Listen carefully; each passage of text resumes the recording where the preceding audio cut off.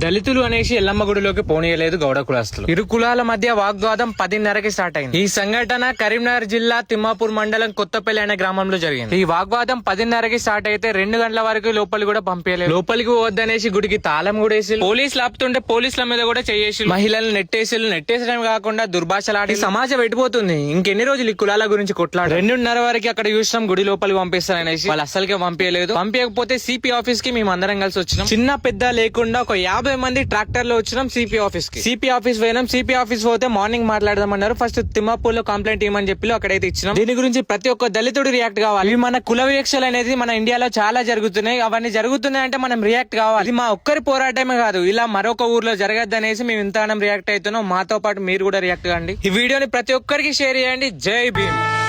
ఏమైపోయే వాళ్ళమో అంబేద్కర్ లేకుంటే, ఏ చీకటి మింగునో తను వెలుగై రాకుంటే, పదాలు మన స్థితిగతులు మారక తల్లడిల్లు కథ సకల జనం.